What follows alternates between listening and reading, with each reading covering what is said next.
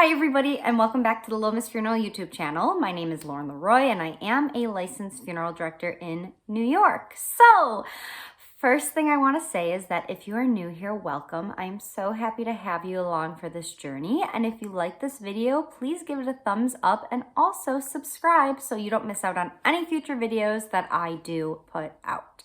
So to jump right on into my New Year's resolution, I wanted to make today's video and kind of just jump right on into one of those dirty, gross subjects. It was one of the comments that I received, and it was, how do I deal with maggots in the funeral industry and not get grossed out? So, what a topic to start on, but I wanted to first start by saying that as I'm answering this question, I really am truly trying to do it in the most respectful way that I possibly can.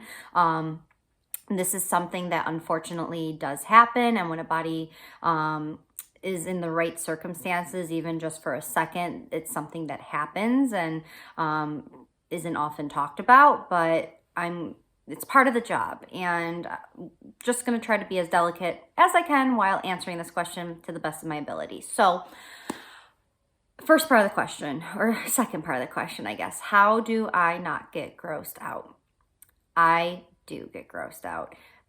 It's just one of those things. Maggots are gross to me. I don't like them. I don't want to see them. I don't want to touch them when they are a part of a person who passed away and I'm trying to assist with that, or what I have done in the past. I mean, it's just something like you put a mask on, you put gloves on, and you deal with it, but that does not mean that I don't get nauseous dealing with it, because it does gross me out. Unfortunately, maggots are something that happens in the funeral industry, and it doesn't even have to be under a circumstance like people would think. Like, yes, if a body has been deceased for an extended period of time, and if nobody has maybe found them, maggots are something that happens because as our body goes through a natural process of shutting down, things happen, and then things swarm to what is happening, and maggots can be there then. But maggots can also happen in cases where a person is 100% cared for and passes away in a very controlled setting, but maybe somebody left a window open and a fly was in the house and landed on that person for just the blink of an eye. I mean, it literally just takes a second, a moment for a fly to land on a person and lay some eggs, and we do not see this until, unfortunately, the maggots start to come. So it's not like anybody has to be in a dirty environment or unkept and not cared for. That's, yes, they happen in those situations, but that's not the only case. I have had numerous situations where numerous, but not a lot, thankfully, where we had visitations with different employers that I have been employed with throughout my career, and things happened. So one of my examples I'm going to share with all of you is one of the very first, I was very new in the funeral industry, and it was my very first experience with maggots. And you learn about this in mortuary school because they are bad. We do not want them to happen because they are hard to contain. And there are different, not many things kill magnets. Not many things kill maggots. So, like early on in my career, it was like trial and errors, right? So, when they happen, some funeral directors just freak out because they're like, there's nothing we can do to control this. And I've had seasoned funeral professionals tell me different tips and tricks as well that they've used. And I don't know, it's just something that you don't want to deal with. So you take every precaution to make sure that it doesn't happen. But one of the very first experiences that I had, I was very new in the funeral industry, and we were having a visitation, and I am like that person where if I'm the one who's going to be with the family as they walk in to see their loved one for the first time, like, I check on the body numerous times. I just keep going back, making sure everything's okay, making sure that nothing is out of place. And this one particular time, I was checking in on a body before the family was going to be coming in, and I noticed a little bit of makeup on their lips that I wanted to touch up. So I went and grabbed my makeup kit, and I came back and I was touching up the lipstick, and then I noticed like a little piece right like above the lip. I shouldn't be like smiling, but oh my gosh, it was just a nightmare. I noticed like a little piece that looked like a little piece of lint almost. And I was like, what's that? So I went with my hand to grab it, and it moved. And in that moment, I felt all the blood drain from my body, and my heart went into my stomach, and I went, oh no, because I knew exactly what it was.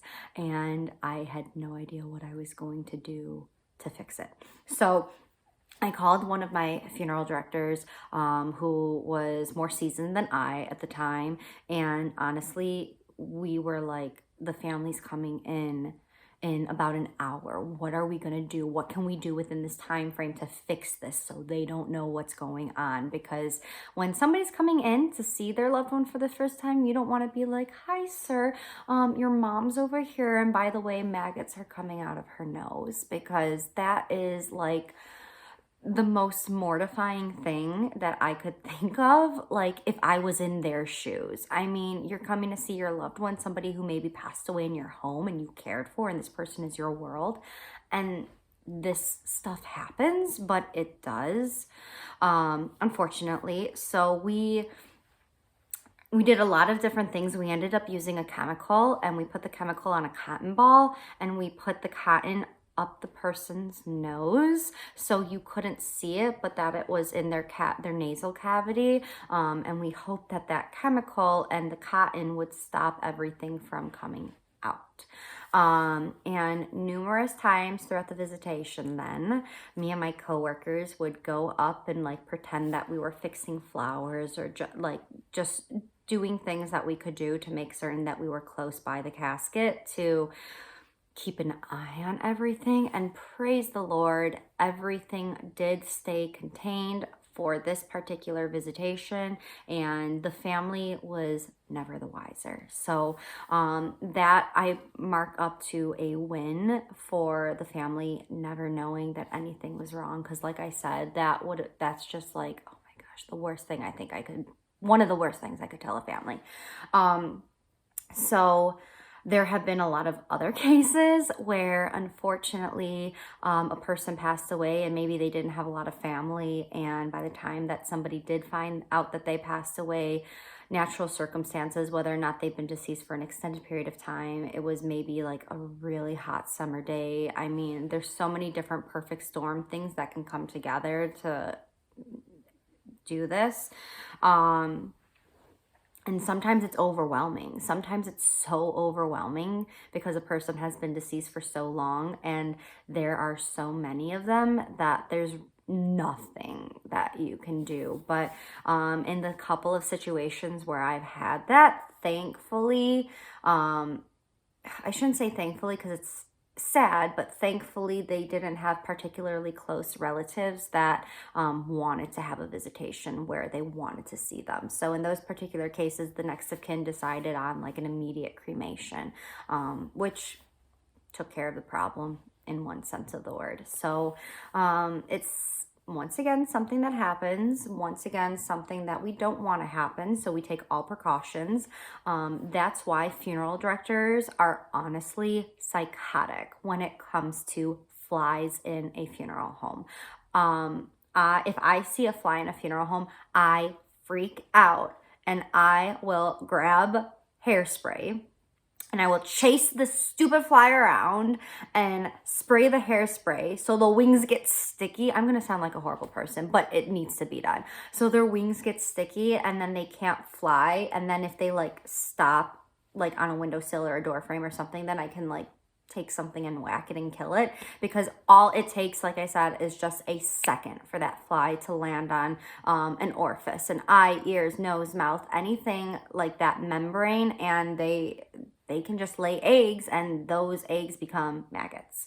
So funeral directors are crazy when it comes to flies in the funeral home. They do everything they can to kill them. They do everything they can to make certain that they do not come into the funeral home, from keeping doors closed to chasing them around with hairspray. So a little long-winded video on maggots and my little bit of experience with them, and yeah, the fact that they gross me out. If you have any suggestions for any topics, maybe ones that aren't so like gross and you know, put them in my comment section below, because it is my New Year's resolution to put out a video on this channel every single Wednesday. And I want to answer your questions, and I want to know what you're interested in with the funeral industry, or death care and dying in general. So thank you all so much for watching this video, and I will see you next Wednesday.